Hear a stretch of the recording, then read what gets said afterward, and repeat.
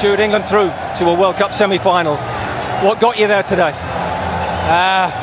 Character, perseverance. Even when things weren't working, we found a way to win the game again. Whether it's in 90, 120, we'll get everything we've got. You saw that there. Whoever was ready to come on came on and smashed it. So yeah, so proud of this team once again and a World Cup semi-final. Was it a victory in many senses for the squad, for the depth? Definitely, it was a victory for everyone. I keep saying it. This is whole country wins. Everyone who's behind us, all the players that are here, staff. Credit to everyone. It's a huge shift by everyone. You've scored great goals for England, but that tap-in from a couple of yards, does it feel as good as any in its way? Yeah, definitely. I think it's an important goal. It's put us through to the semi-final. It has to be right up there.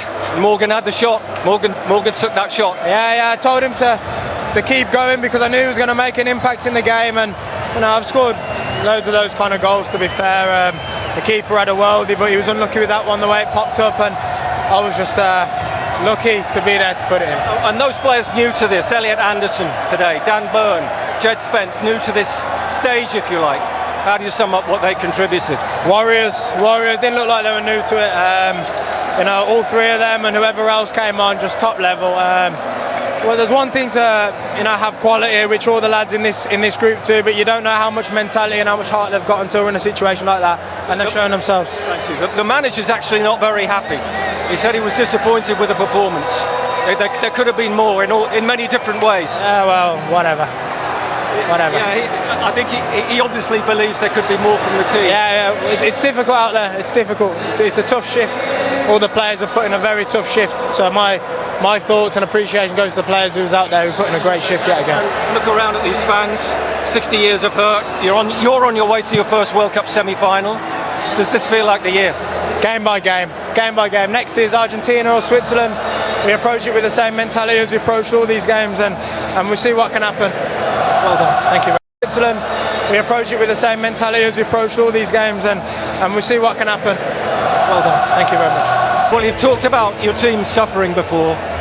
Today, how do you sum up what the team have found? I didn't talk about suffering. I never talked about suffering. We made life very, very difficult for ourselves today. The result is fantastic. We're in the last four. It's amazing, but not happy with the performance. In what sense? In every sense. Because again, the commitment is there, but we made life very, very difficult for us in the way we played, how we played. Sloppy, a lot of technical mistakes, not fast enough, not repetitive enough. We were lucky today. Was that the occasion? Getting to the players? I don't know, it's mentality thing? No, nothing. No, it's no mentality. But if you're not happy with the players? This is pure mentality. How can you ask about mentality now? This is pure mentality. It's not about mentality. No, I mean when the players had the problem, was that the mentality? What was it? There's no mentality problem. This is pure mentality. This is pure mentality. You can bottle it up and sell it. Absolutely. So why is the problem for mentality? It's the quality of our games. That's it. It has nothing to do with mentality. And what about in terms of the players who came in then? Full credit to them, but overall we got lucky today. And it is about the squad though. You said it would be about the squad. Yeah, but it's also a bit about quality. We need to play better. Okay, what about Jude Bellingham and his quality? Enough said. He does it every single match. World class. And how do you sum up now what your team need to find if you're not happy today for a semi-final? You are in a World Cup semi-final. Yeah. We will get better. We need to get better.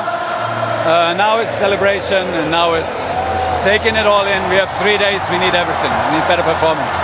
Well, enjoy it. Well done. These are brilliant interviews, straight from the heart. There's nothing media trained about these interviews. That's absolutely brilliant. When you're a player, do you think, I know we didn't play very well, but that's for tomorrow. You know, we're just celebrating a win. I think that, he probably was a little bit surprised to hear that because, again, we're dealing with a manager that is very straight, right in your face, says what he says. We're not used to hearing that. We're not used to hearing that as England fans and England players. But again, a player like Jude, we know what he's about. He's given everything, and he's thinking that, you know, the manager said something like that. He doesn't appreciate maybe what they've given. I love both interviews. Yeah, Honestly, I thought Thomas Tuchel's was fantastic. I think Jude Bellingham's response is absolutely brilliant. And they're emotional. Straight after the game, the timing for the interviews, listen, I'm sure it'll settle down the next few hours. But the manager's been honest, and the players been honest. I'm not sure that's set up. People are now trying to put a light of fire under that now. No. I think they will know. I think people at home will anticipate that Argentina will win, let's be honest, and they'll be going, right, if England are to beat Argentina, they'll need to play, I don't know, 20, 30, 40% better. But maybe they haven't. I'm a bit worried. We keep saying about England, they've got to play better, they can do better. Maybe they can't. Maybe this is the best England can do. And when you're doing that, but you're getting over the line, then you deserve credit for that. But I'm not sure they can get much better than this. Because we keep saying it, the few games we could pick holes of them, but what we do say is they've got a couple of world-class players who keep getting them out of trouble. And maybe that would be enough for them. Who knows? Maybe there's not many. So you wouldn't worry about necessarily feeling we have to play better. I think they do if they're going to play Argentina, maybe France or Spain. I do think they have to play better to beat them. But why are we suggesting they can get better? Maybe this is the best of England. There's no way we can. I don't know. I know it's against Norway. How many times have we said that? I know, Roy, but I think that we've got players who can perform better than that, and that's what I think Thomas Tuchel is trying to say there, Gary. I know what he's saying, right? I know what he's saying, but can it happen, if you know what I mean? We've not looked at collective unit, to be fair, during the whole tournament from a point of view of sort of like knitting combinations together and rhythm of passing and possession. What we have looked like, we've got an exceptional individual or two in Bellingham and Kane. And by the way, what you've just seen there in those two interviews are massive egos. You only get that when you've got world-class players and world-class managers, because you need to be exceptional to do what those two have just done. And it's brilliant that England have got those two. And to challenge each other. You need a player to challenge the players to challenge the manager, and the managers come back to the players. I think that's good. I think that bit of tension's good for the camp. Does it remind you of anyone? But in all seriousness, that's how you got better. You played in a great team. Is that how you get better? That you might sit there after a game at Old Trafford, you won 2-1, I don't know, against Leicester, with respect to Leicester, and you go, that wasn't good enough. We need to be better than the good that. players, Is that what happens? Yeah, the good players, the good dressing rooms know that anyway. Yeah. You will know that you have to enjoy the victories. Of course, in England will enjoy it, and the players deserve huge credit. But when the manager's getting that message across to you, the players will know that. And I think Jude just after the game, he's a bit spiky after the game, but he'll understand what the manager's It does get you going, to be honest, Gal. Sorry, Gal. I remember George Graham, even when we won, he'd come in and he would just hammer everyone. He'd hammer everyone, but the next game you do better. Mark, as a player with England in 5 tournaments, I never saw that type of angst other than Terry Venables and Paul Ince. I mentioned it to you the other day about 2 massive characters, and they both went for each other, I think, at the half-time in a game in the quarter-final of the European Championships. I never saw that after that. We never had a manager who challenged the players, and we never had players who challenged the manager. It's always a bit nicey-nicey. What we've just seen there is very good for England. Yep, and what we've seen the last 3 World Cups, a semi-final, a quarter-final, now a semi-final. And respectfully for your teams, that didn't happen, that level of consistency. No. Hey, no one's being naive. There is one more massive step to go. Yes. Right, let's take a break. I don't think you're going to be able to go to sleep, to be honest with you, because the adrenaline will be pumping with you as well. Argentina, Switzerland is on the way. He enjoyed it. I think he enjoyed it underneath it all. 2 great warriors, 2 friends there. Oof, what an evening.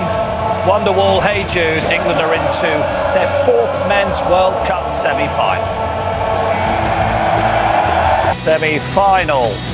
Dusk here over the East River, looking towards Lower Manhattan from our Brooklyn studio. England awaiting Argentina, Switzerland, which will be very soon with Laura Woods and the team. France against Spain in the other semi. Let's head back to Miami. We'll get the thoughts of Karen Carney and Semra Hunt. Thank you, Semra. Yes, it'll be a very good night in Miami, I'm sure, for all the England fans. And yes, if only Soloth had played Haaland in, but that's not England's problem. Let's have a look at the winning goal. And Bukayo Saka picking it up on the right-hand side. And actually looked bright, didn't he, Saka, when he came on in? Yeah, he did, yeah. Worries maybe about his fitness. Because we needed that. We needed a little bit of better service from the right-hand side. Unfortunately, didn't happen for Noni. But like, again, you know, once this shot comes in, if you just watch Jude's movement here, he goes left, then inside on the right there. And that's just magnificent. That's just... You'd be proud of that movement, wouldn't you, as a striker? He actually said, you know, he was lucky to be in that position. But he's told Morgan Rogers to make sure you get your shot in. But look at him. That's not luck. That's him.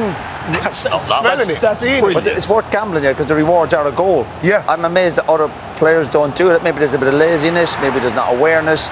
But his reactions from the strike, because you are thinking, everyone's thinking, the goalkeeper's got it. That's the problem, particularly for the defenders. But like Gary's mentioned, when you're being coached as a young kid, you're told constantly, Exactly. follow the ball back And the in. same with them goalkeepers. Them goalkeepers are told at this level, if you drop that, someone's scoring.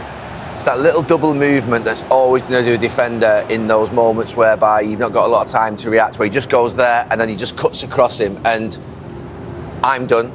I'm definitely done there. He's done me because I'm following that run that he's first made. All of a sudden he's gone there. Absolutely exceptional movement. You've got to believe he does that a lot of times, but of course a lot of times the goalkeeper saves it and it's not even mentioned. So it's right, you've got to gamble. And you there might have been once early in your career where you didn't follow it in and the goalkeeper did spill it, and then you say to yourself, I'm going to follow it in every single time now, because the time I don't is when he spills it. Yeah, I can't remember many times. Maybe when you were 12. But the thing is, it's the reason why you do follow it in, because you've been told. It's that one time you don't follow it in is the one time the goalie spills it. Didn't at Old Trafford though, did you? Well, I didn't. Shut your mouth, Kev. Let's have a look at the equaliser, and I know it's very early in the morning back home, but please don't fall for the conspiracy theory that the ball hit the zip wire, because it didn't. FIFA have told us it didn't. FIFA have used something called connected ball technology. I'm really reading this out, aren't I? And there was no sensor triggered.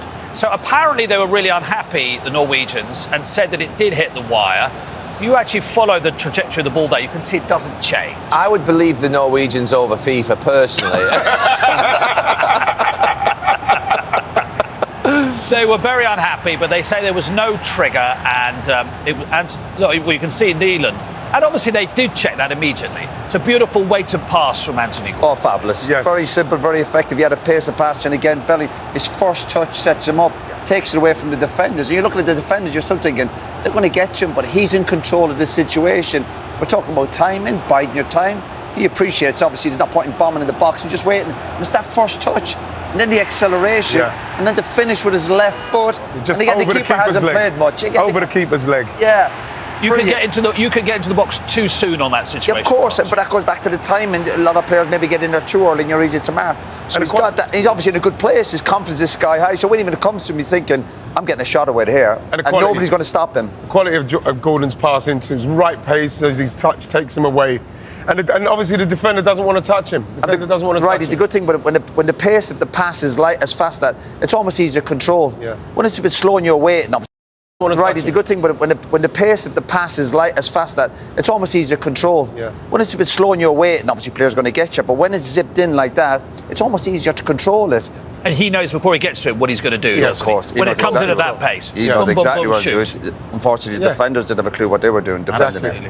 Okay, we'll take a break. When we come back, we will hear from Harry Kane before we switch our attention to the game between Argentina and Switzerland. Jude Bellingham this time leading England to a World Cup semi-final. They must have been so hot in that Lions outfit on a muggy day in Miami, but they really wouldn't have minded.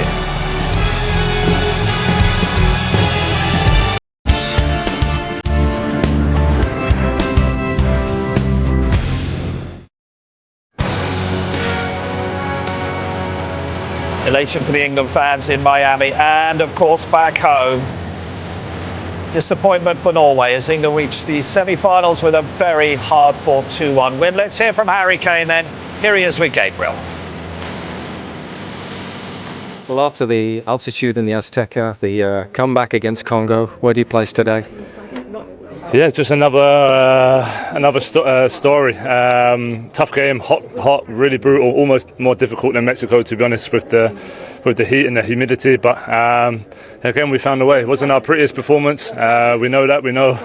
I said before yesterday in the press conference, there's another level we can reach. Still feel like we didn't quite reach it as a team, but again, we got match winners. We got Jude, who was the game changer again today, and the boys at the back defending, Pickers. Everyone just put in an amazing shift. This man now next to me as well. So Elliot Anderson. Yeah, amazing shift from him, and everyone involved just put the hard work in. And the most important ingredient as a team is that togetherness, that desire, that determination, and we showed that in abundance again today. Would it surprise you to know the manager wasn't happy with the performance? Has he told you that? Yeah, he just said there in the change room, obviously, wow, massive congratulations, and we should enjoy it and celebrate. He still feels like there's a part of him that knows we can do better. which in a way is a good thing. If we're in a semi-final of a World Cup, knowing we can still improve, still find another level, then we've got to take that as a positive. Like I just touched on there, we have the most important ingredients as a team. We showed that again today. If we can just start ticking a little bit better with the ball, with possession, then we've got a couple of big games ahead. You're going big into the squad, aren't you? What about Jed Spence, Reece James, Dan Burn, those guys coming in again? Yeah, we spoke at the start 6 weeks ago when we met up about we're going to need everyone, and I know sometimes throughout the tournament it doesn't always feel like that. The guys who don't always get the starting places can be disappointed, and of course they have that right. But whenever people come onto the pitch, they give their all for their shirt, they give their all for the badge, and you saw that again today. The guys who come on made a real difference. Jed in particular was outstanding when he come on. I thought the energy he brought, the 1v1 duels, really helped change the game for us, and that's what we need. It's a quick turnaround now. We play again on Wednesday. The match is going to be even more difficult against Argentina or Switzerland. We're going to need everyone this week as much as possible. Well done, Harry. Cheers, thank you. Well done. Cheers, thank you. Thank you. Our semi-final is on Tuesday. It's France against Spain on air 7 o'clock on ITV1. That's in Dallas. The significant thing about the England game is it's back in Atlanta where they played DR Congo. So it's inside, it's indoors, going to be 22 degrees. Yeah. Because England, they said it there. Norway did as well. They suffered, all the players suffered with that humidity and that heat today, quite clearly, didn't they? Yes, they did. You can see, especially Harry, it must have really affected him because it's one of the poorest games I've seen him have for a while for us. But again, hopefully when we play on Wednesday, he'll be back to his best again. But again, that was an attritional game for us in the end. Made it a lot more difficult than it should have been for us. But in the end, we had our main guy, for me at the moment, come through. But when the conditions are so difficult, let's remind the players that's when you don't get sloppy. You don't give the ball away cheaply. You're up against it as it is. And we saw the momentum changing where Stones got sloppy a little bit at the back. I think that's where the manager will be frustrated. Obviously, you're going to have spells in the game. You have to hang in there. But don't be encouraging the opposition by being sloppy. Rest, recuperate. That's the order of the day. Probably, well, certainly tomorrow. Maybe have to be on Monday as well, given how tough that game was. Yeah, and hope that Argentina, Switzerland goes to extra time. Hope that they have to put a lot of effort into this game next. But it's mouth-watering. I know we can't be disrespectful to Switzerland, but the idea of England, Argentina in a semi-final, Messi, Bellingham, Kane, all that on the pitch is incredible. That is quite disrespectful. Yeah, but the England players must be feeling great because we're talking about that feeling, whatever about cars, women and drugs. When you're winning games of football, what's it like? The dressing room is the best feeling ever. So England should be in a good place. They have to do better. But when you're winning games of football, it's absolutely fantastic. What were those first three you said? That's never been to my life. Not yet. There's time yet, Gary. There's time, Gary. But as intimidated by Messi and Alvarez, Owen Romero and McAllister at the moment? No, I wouldn't have thought so. No. You respect all the opposition, and obviously Argentina have proven winners, and they got the X factor with some of their players, particularly Messi. But England have got some star players. Yes. France and Spain are probably the two best teams in the competition on this side of the draw. Then you've got two teams on this side who are scrapping every single game for their lives and getting through. It's intriguing what's going to happen. And Argentina have scrapped as well. I mean that as a compliment. Have scrapped as well as anybody, haven't they? They have, and when it comes, if that's the game, Egypt. Yeah, if that's the game you have to play with them, then that's. I think that we've got the capability of actually going toe to toe with them. But they have got Messi, just like we've got Bellingham. And we praise Argentina for being street fighters. Listen, England are for that fight. You have to give them credit for that. Absolutely. I think we all need a lie down, don't we? That was exhausting. It was. Whatever. I don't know what it was like ever playing those games, you lot, but just to watch them, absolutely exhausting. Thank you very much indeed. That is terrific. If you are still with us, thank you very much for staying up so long. And I know that you will want to know who England are going to play in Wednesday's semi-final, and that is coming right up in a few moments' time. Lionel Messi's Argentina taking on Switzerland, and that one is in Kansas City. And just a reminder then, we'll bring you the first semi-final, France against Spain, this Tuesday. Join us at 7 o'clock on ITV1 for that. So England into their fourth men's semi-final. Time now to rest tired limbs and recuperate for Wednesday. Thank you for your company. Bye-bye.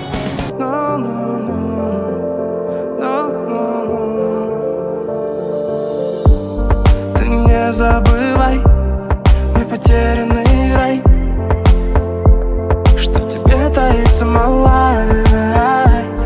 Но не забирай, пока небо сохранит тот май в ней, пока Только мне бы еще сил набрать.